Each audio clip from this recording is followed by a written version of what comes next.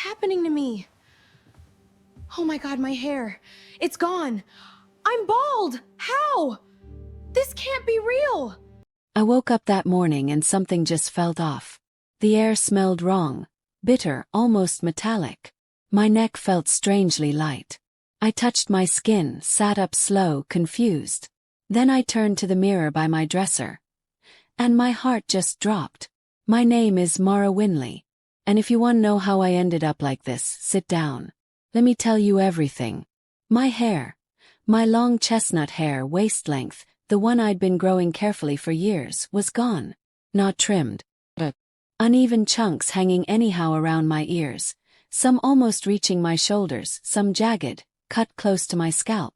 No, I whispered, jumping up. My legs were shaking as I moved closer to the mirror. I covered my mouth with my hand.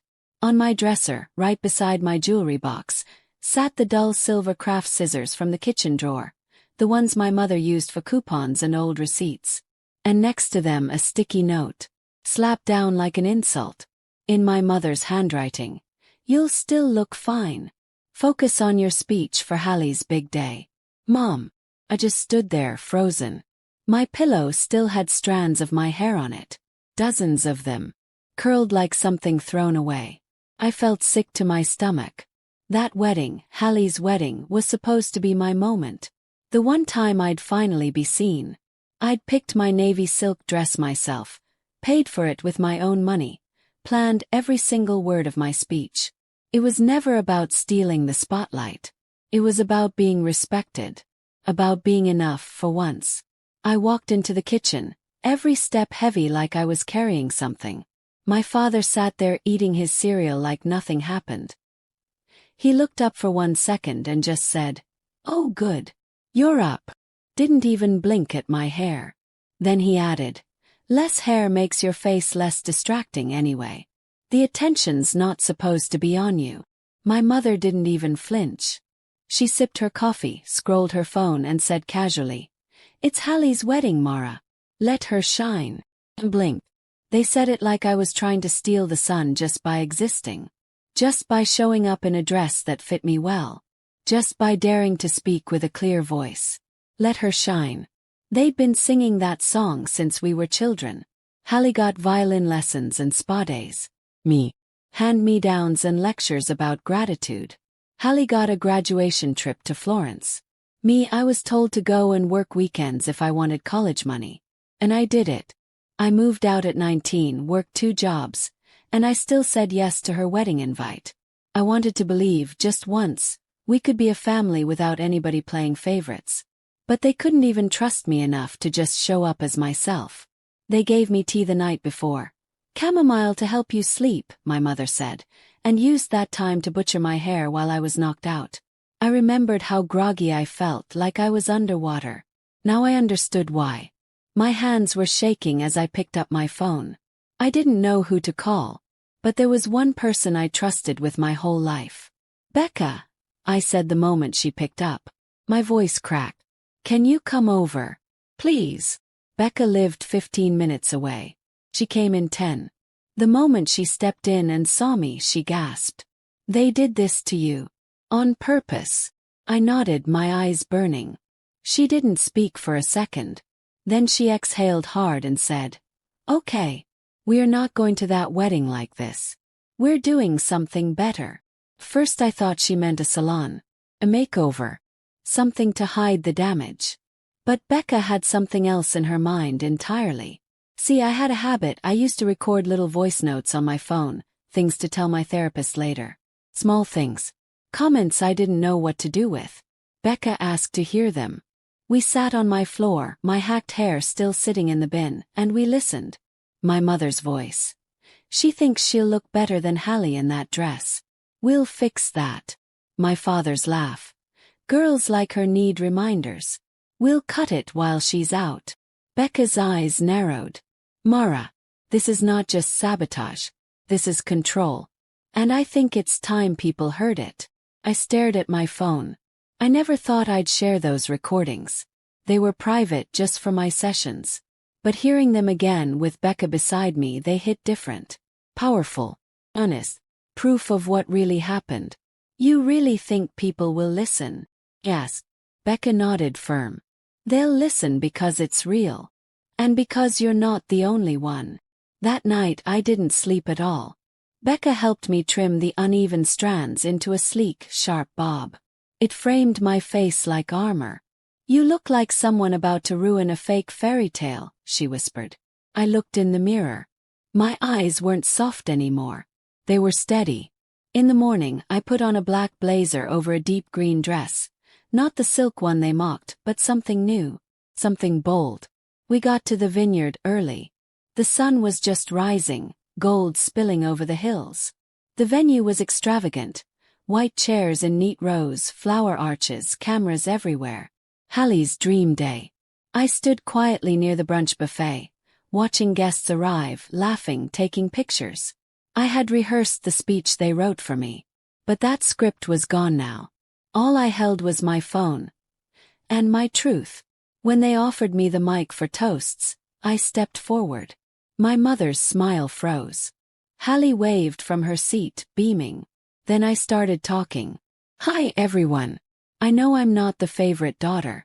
That's never been a secret. But today I want to talk about something else. The room went quiet. Forks stopped midair. People looked up. Kept going, my voice clear. I want to talk about what happens behind the family portraits.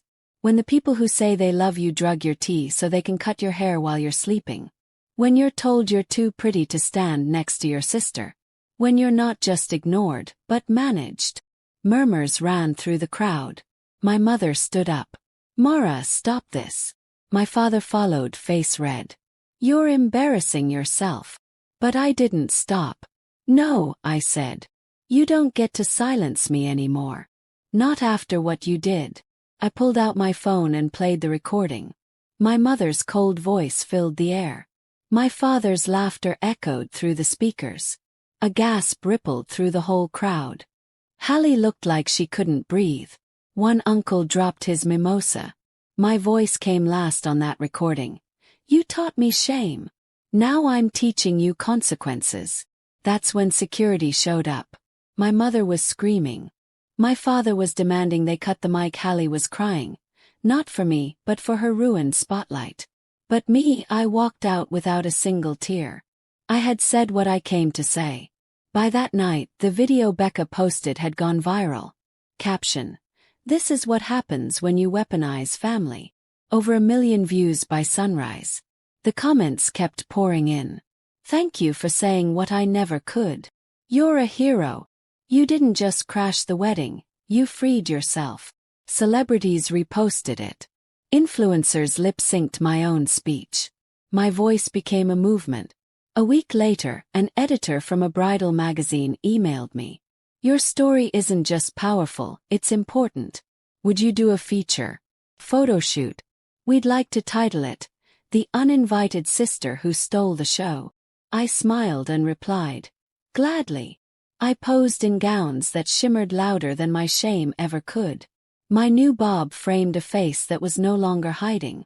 It was the photo shoot my parents never would have allowed. And now, they couldn't stop it. 3 months passed.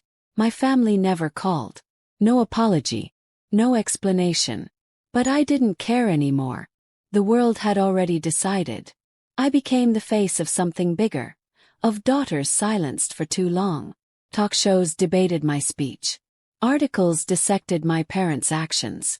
Then came Cynthia Ray, a fashion CEO whose own daughter had been treated the exact same way. We're building a campaign called You Can't Cut Power, Cynthia told me. And we want you to lead it. I was stunned. You mean me? As a model? She smiled. Model, voice, and creative director. You turn pain into power. That's exactly what we need. The campaign blew up. Photo shoots, panel talks, interviews. My story became a symbol. Meanwhile, back in my hometown, my parents had become pariahs. Neighbors avoided them. The priest who married Hallie even called me a cautionary tale from the pulpit. And Hallie's new husband. He left 6 weeks in. He found a notebook full of fake Instagram accounts. Accounts Hallie herself used to post cruel comments about me.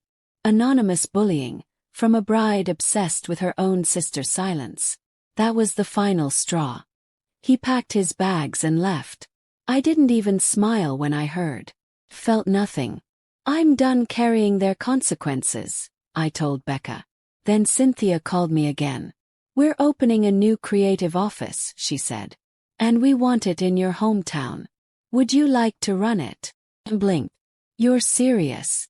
Imagine, she said. Same street they dragged you down for piano recitals. But this time your name is on the door. I laughed softly. Let's do it. The building turned out sleek.